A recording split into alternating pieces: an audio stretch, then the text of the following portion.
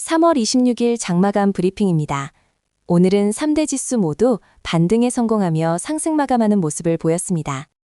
네, 오늘 시장은 중동 리스크 완화 기대감 속 기술주 반등으로 요약할 수 있겠습니다.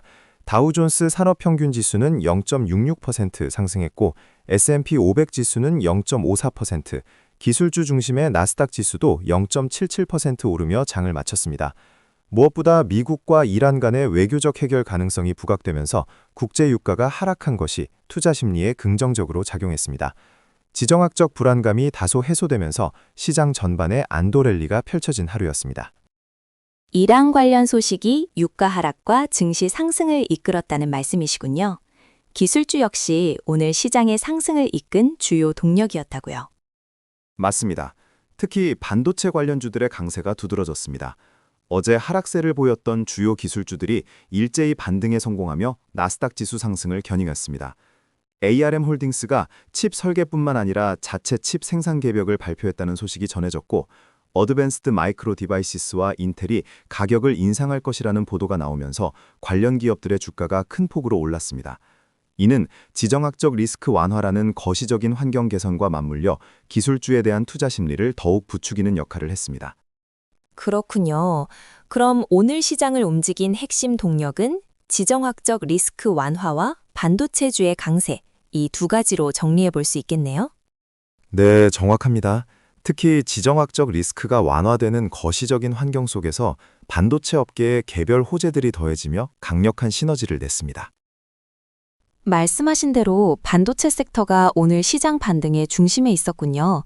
구체적으로 어떤 소식들이 이런 강한 흐름을 만들어냈는지 자세히 짚어주시죠. 네, 오늘은 반도체 업종의 여러 호재가 겹치면서 시장 전체의 투자 심리를 이끌었다고 볼 수 있습니다. 필라델피아 반도체 지수인 SOXX가 2.3% 넘게 오르며 기술주 중심의 나스닥 지수 상승을 견인했습니다.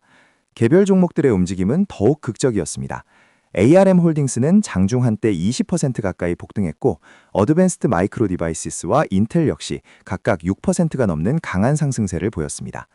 이는 미국과 이란의 대화 가능성이 부각되며 서부 텍사스산 원유 가격이 배럴당 91달러 선으로 하락하는 등 지정학적 리스크가 완화된 거시적 환경 속에서 업계의 구조적 성장성을 증명하는 개별 기업들의 소식이 더해지며 만들어낸 강력한 시너지 효과로 분석됩니다. 암홀딩스가 20% 가까이 급등했다는 점이 가장 눈에 띄는군요. 어떤 특별한 소식이 있었습니까? 암홀딩스는 그동안 반도체 설계 자산, 즉 IP만 제공하는 비즈니스 모델로 유명했는데 여기서 한 발 더 나아가 인공지능 구동을 위한 자체 칩을 직접 개발해 생산까지 하겠다는 계획을 발표했습니다. 이는 회사의 정체성을 바꾸는 중대한 전략적 전환으로 시장은 이를 매우 긍정적으로 평가했습니다. 이 소식이 전해지자 주가는 157달러 선을 넘어서며 마감했습니다. 반도체 설계라는 핵심 역량을 바탕으로 직접 제품을 만들어 시장에 공급하겠다는 것은 그만큼 인공지능과 데이터 센터 시장의 성장성에 대한 자신감을 보여주는 대목이며 이는 엔비디아를 포함한 다른 반도체 기업들의 주가에도 긍정적인 영향을 미쳤습니다. 암의 사업 모델 전환 소식과 더불어 AMD와 인텔의 주가도 크게 올랐는데 여기에도 특별한 이유가 있었나요?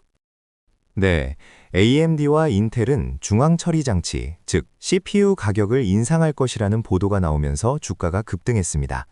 니케이 아시아의 보도에 따르면 두 회사는 고객사들에게 각각 3월과 4월부터 가격을 인상하겠다고 통보한 것으로 알려졌습니다. 이러한 가격 인상은 단순히 비용을 전가하는 차원이 아니라 폭발적인 수요에 공급이 따라가지 못하는 공급 부족 현상 때문이라는 점이 핵심입니다. 실제로 서버용 CPU의 평균 대기 시간은 기존 1, 2주에서 8주에서 12주까지 크게 늘어난 것으로 파악되는데 이는 데이터 센터와 인공지능 서버 증설 경쟁이 얼마나 치열한지를 명확히 보여주는 지표입니다. 결국 오늘 반도체주의 강세는 지정학적 리스크 완화라는 순풍 속에서 인공지능이라는 거대한 수요가 업계의 구조적 성장을 이끌고 있다는 것을 다시 한번 확인시켜준 셈이군요. 정확합니다. ARM의 사업 확장과 AMD, 인텔의 가격 인상은 모두 인공지능과 데이터 센터라는 강력한 전방 수요가 여전히 매우 견조하다는 것을 증명하는 신호들입니다. 시장은 중동의 지정학적 불안감 같은 거시경제 변수에도 불구하고 기술주, 특히 반도체 섹터의 근본적인 성장 동력은 훼손되지 않았다는 점에 주목했습니다. 이러한 인식이 확산되면서 필라델피아 반도체 지수를 비롯한 관련 기술주 전반으로 매수세가 유입되었고 이것이 오늘 나스닥과 S&P 500 지수의 상승을 이끈 핵심 동력이 되었다고 정리할 수 있겠습니다. 네, 이렇게 시장 전반의 흐름을 이끈 반도체 섹터에 대해 자세히 짚어봤는데요. 이제부터는 투자자들의 관심이 쏠렸던 개별 종목들을 하나씩 살펴보겠습니다.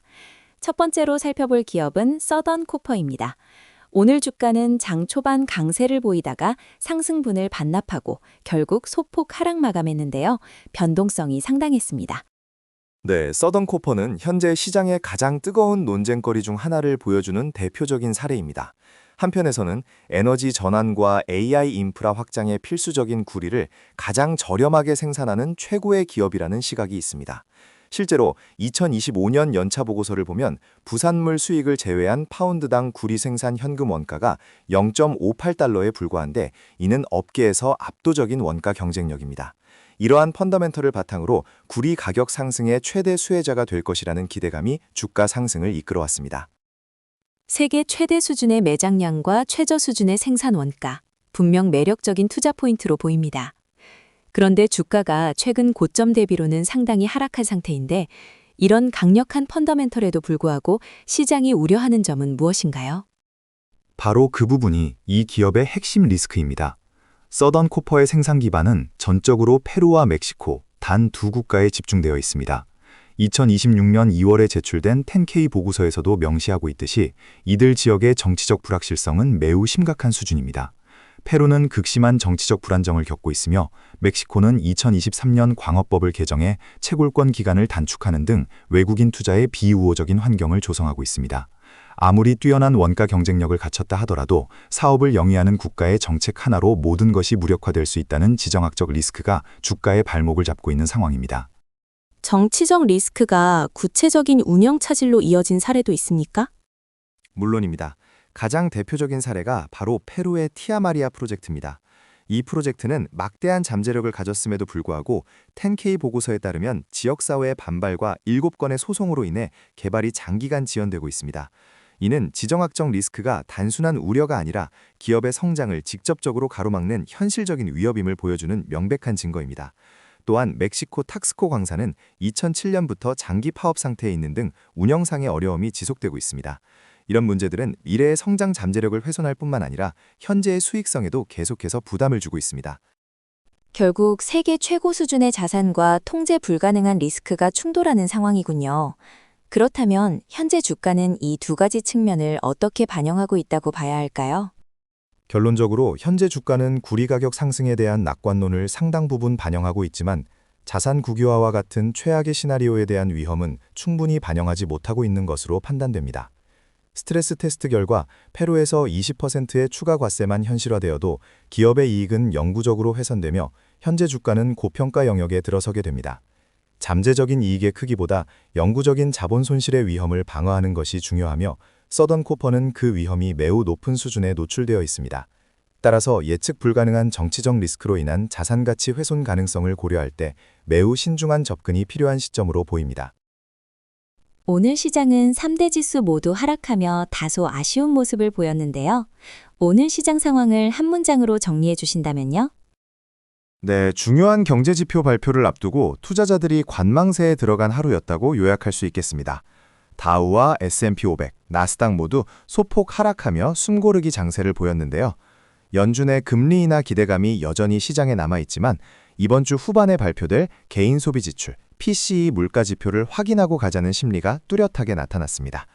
투자자들은 연준이 가장 중요하게 생각하는 인플레이션 지표를 통해 향후 금리 정책의 방향성을 가늠하려 하고 있기 때문에 섣부른 베팅보다는 신중한 태도를 보인 것이죠.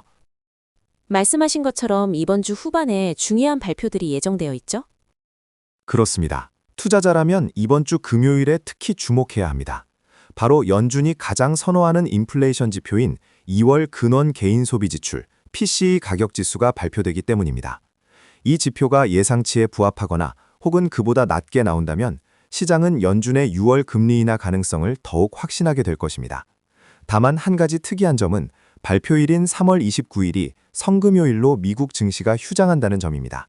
따라서 지표 결과는 다음 주 월요일 시장에 한꺼번에 반영될 가능성이 높습니다. 시장은 쉬는데 물가 지표가 발표되는군요.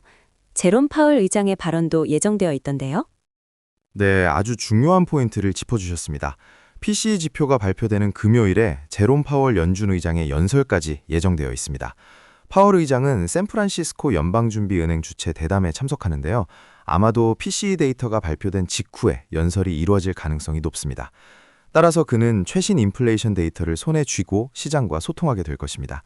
그의 발언 톤과 내용에 따라 다음 주 시장의 방향성이 결정될 수 있기 때문에 투자자들은 그의 메시지 하나하나에 귀를 기울여야 합니다. 그렇다면 투자자들은 어떤 점을 유의해야 할까요? 휴장일에 중요한 경제 데이터와 연준 의장의 발언이 쏟아지는 만큼 다음 주 월요일 시장의 변동성이 커질 수 있다는 점을 염두에 두셔야 합니다. 시장이 예상치 못한 데이터가 나오거나 파월 의장이 예상과 다른 발언을 할 경우 주말 동안 쌓인 불확실성이 월요일 개장과 함께 한꺼번에 표출될 수 있습니다. 따라서 당장의 시장 반응에 일희일비하기보다는 발표되는 지표와 파월 의장의 발언을 차분히 분석하며 다음 투자 전략을 세우는 지혜가 필요한 시점입니다. 네, 변동성에 유의해야겠군요. 지금까지 3월 26일 장마감 브리핑이었습니다. 감사합니다.